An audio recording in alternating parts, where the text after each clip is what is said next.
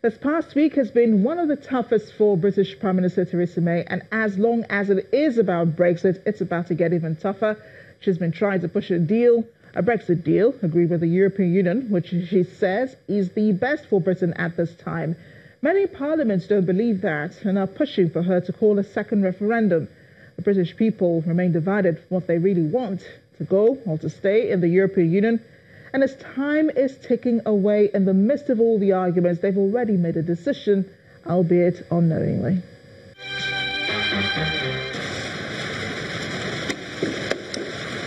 It's a usual gate we have seen so many times. The British Prime Minister walks into the EU headquarters in Brussels for an extraordinary summit over Britain's plan to leave the economic bloc. She has had several of them in the last 2 years, but much more in the past few weeks and more intense.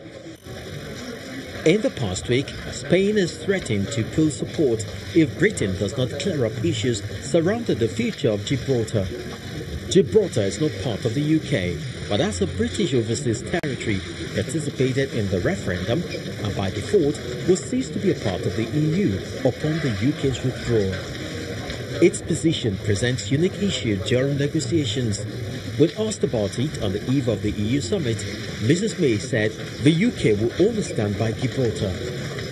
Well, let me just say a word about the position regarding Gibraltar. We have worked through the withdrawal issues for Gibraltar with Spain in a constructive and sensible way, and I'd like to pay tribute to the statesmanship with which Fabian Picardo has led the negotiations on behalf of Gibraltar. We have ensured that Gibraltar is covered by the whole withdrawal agreement and by the implementation period, and we will always negotiate on behalf of the whole UK family, including Gibraltar. And in the future relationship, we will stand up for their interests. And the UK's position on the sovereignty of Gibraltar has not changed and will not change. I'm proud that Gibraltar is British, and I will always stand by Gibraltar. The UK's position on Gibraltar has not changed and will not change. We have negotiated on behalf of Gibraltar. We've ensured that they are covered by the whole withdrawal agreement and by the implementation period. And in the future, we will continue to negotiate on behalf of the whole UK family, and that includes Gibraltar. I'm proud that Gibraltar is British. I will always stand by Gibraltar. Back in European Council, leaders took barely half an hour to rubber stamp a 600-page treaty setting terms for Britain's withdrawal from the European Union on March 29th and a 26-page declaration outlining a future free trading relationship. I would vote in favour of this deal because this is the best deal possible for Britain. I'm sad because watching the United Kingdom, which is not nothing for the United Kingdom. Leaving the European Union is not a moment of jubilation, but a moment of deep sadness that we made everything possible in order to have this divorce being as smooth as possible.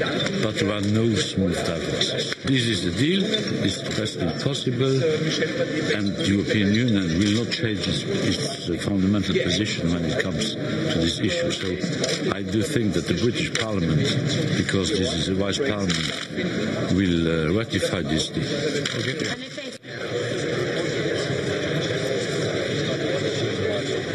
I have worked with my team and negotiate with the UK, never against the UK. Outside the European Council, around 100 British protesters gathered to demand a second referendum on Brexit, slamming the deal being agreed. Which is under threat.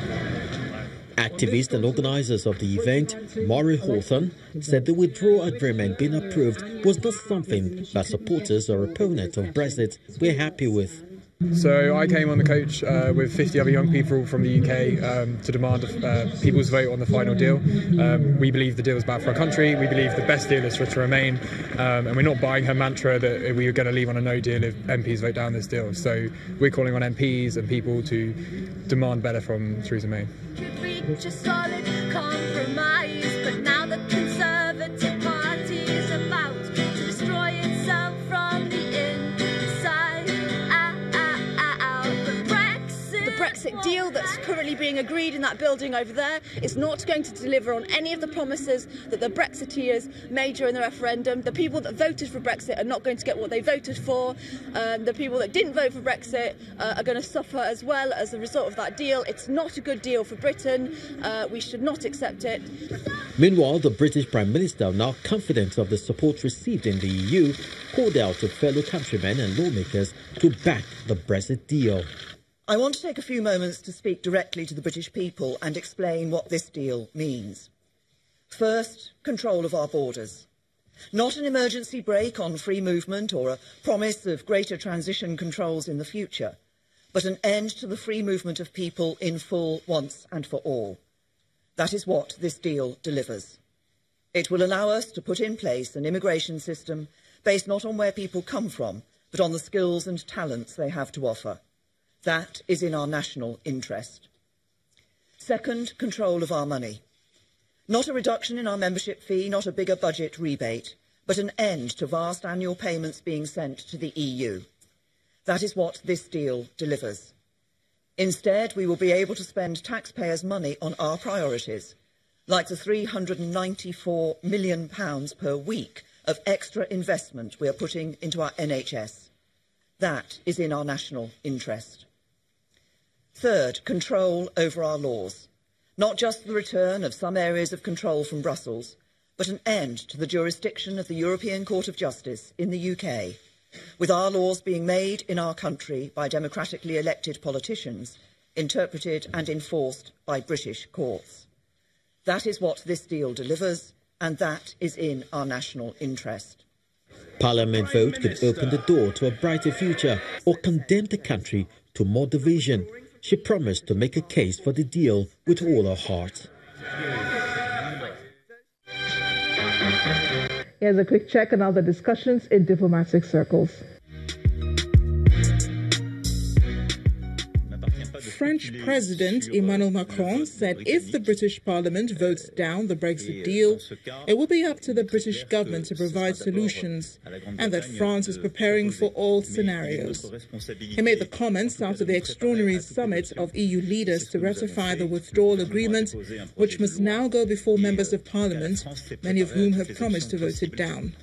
Macron said approval by EU leaders was only a step in the long process of establishing the future relationship between Britain and the bloc, accusing the leaders of the Brexit campaign of misleading voters by saying it would be easy.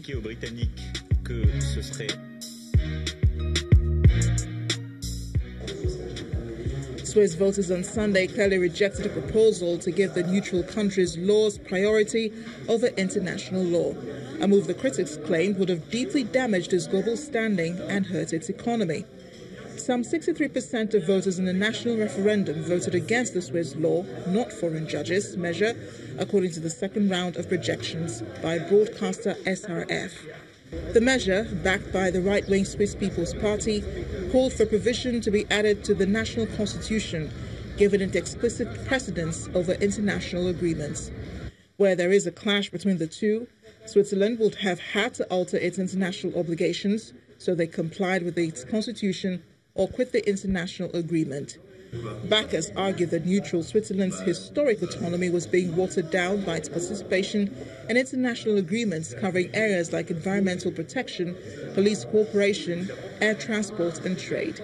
Their campaign said such arrangements endanger the long tradition of direct democracy in Switzerland, where citizens have had the final say on political decisions via referendum. And finally, the head of the European Parliament drew a red mark on his face in protest at violence against women on Sunday during a news conference. European Parliament President Antonio Tajani was about to give a news conference as EU leaders gather for a special summit to endorse a Brexit deal with Britain when he drew a red mark under his left eye. Tajani, who has been one of former Italian Prime Minister Silvio Berlusconi's most loyal lieutenants, told a news conference it was not normal for violence against women to be normal. His gesture occurred the day after the European Union institutions' buildings were illuminated in orange in support of the Orange the World, End Violence Against Women and Girls United Nations campaign.